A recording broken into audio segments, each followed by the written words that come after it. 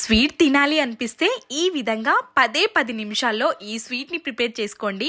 Ice క్రీమ్కి బదులుగా super టేస్టీగా ఉంటుంది. 10 రూపాయల రస్క్ ప్యాకెట్ని తీసుకున్నాను. సూపర్ టేస్టీగా చేసుకోవచ్చు. ఎలా చేయాలో చూసేద్దాం.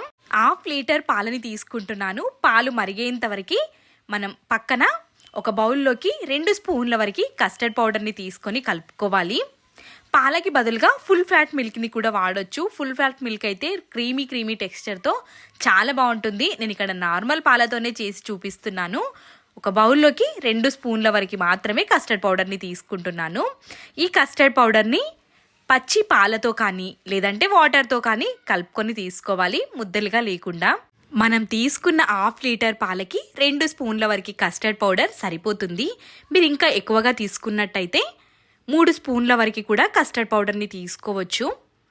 ఈ విధంగా మొత్తం ముద్దలు ఎక్కడ లేకుండా కలిపేసుకొని మరుగుతున్న పాలల్లోకి ఈ కస్టర్డ్ పౌడర్ని యాడ్ చేసుకోవాలి. కస్టర్డ్ వేసిన వెంబడే కలుపుకోవాలి, లేదంటే ముద్దలుగా అయిపోతుంది. కాబట్టి పాలల్లోకి కస్టర్డ్ పౌడర్ వేసాము కాబట్టి చాలా తొందరగానే పాలు చిక్కబడతాయి.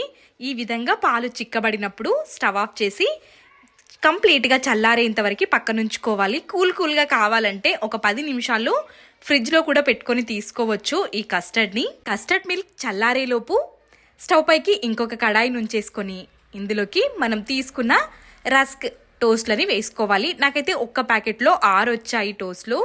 మీకు ఇంకా ఎక్కువగా కావాలనుకుంటే కూడా తీసుకోవచ్చు. ఇక్కడ 2-3 టేబుల్ స్పూన్ల వరకు నెయ్యిని వేసుకొని లైట్గా రోస్ట్ చేసుకొని తీసుకోవాలి. నెయ్యి వేసి రోస్ట్ చేయడం వల్ల రుచి బాగుంటుంది.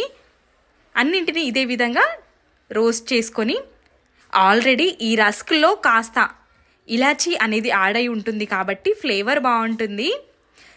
స్వీట్నెస్ ఆల్రెడీ ఇందులో ఉంటుంది కాబట్టి తక్కువ స్వీట్తో ఈ రెసిపీని మనం ప్రిపేర్ చేసుకుంటాం. అన్నింటినీ మంచిగా ఒక సైడ్కి టర్న్ చేసుకొని మంచిగా కాల్ చేసుకొని ఒక ప్లేట్లోకి తీసేసుకోవాలి.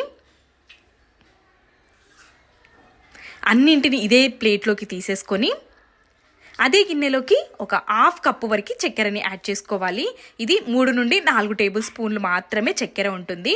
ఇందులోకి కచ్చాపచ్చాగా దంచుకున్న ఇలాచీని కూడా వేసేసి పాకం పట్టాల్సిన అవసరం లేదు. లైట్గా స్టిక్కీగా ఉంటే సరిపోతుంది. 1 కప్పు వరకు మాత్రమే వాటర్ వేసుకున్నాను నేను. చాలా తొందరగా చక్కెర కరిగిపోతుంది. చక్కెర కరిగిపోయి కాస్త స్టిక్కీగా ఉంటే సరిపోతుంది. స్టవ్ ఆఫ్ చేసుకొని ఈ పాకాన్ని కూడా చల్లార్చుకోవాలి. ఇక్కడ నేను ఒక 5-6 బాదం పలుకుల్ని తీసుకుంటున్నాను. సన్నగా కట్ చేసుకొని తీసుకోవాలి. మీ దగ్గర కాజు ఉంటే కాజుని కూడా యాడ్ చేసుకోవచ్చు. కాజు, పిస్తా, బాదం, సన్ఫ్లవర్ సీడ్స్, పంకిన్ సీడ్స్ని తీసుకోవచ్చు. నా దగ్గర అయితే ఇక్కడ బాదం, సన్ఫ్లవర్ సీడ్స్, పంకిన్ సీడ్సే ఉన్నాయి. ఇప్పుడు అవి కట్ చేసి పెట్టేసుకొని మనం ప్రిపేర్ చేసుకున్న పాకంలోకి టోస్ట్లని వేసుకోవాలి.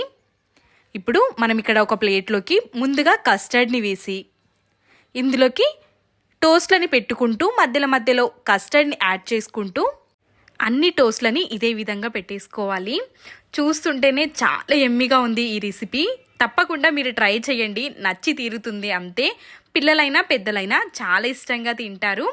ఈ విధంగా పెట్టేసుకొని పైనుంచి కూడా కస్టర్డ్ వేసి మనకి ఇష్టమైన డ్రై ఫ్రూట్స్ అన్నింటినీ వేసుకోవచ్చు. నేను ఇక్కడ మంచిగా కనిపించడం కోసం సన్ఫ్లవర్ సీడ్స్, పంకిన్ సీడ్స్, బాదాంని తీసుకున్నాను. పైనుంచి రోజ్ పెటల్స్ కూడా వేసాను, మంచిగా కనిపించడం కోసం మాత్రమే.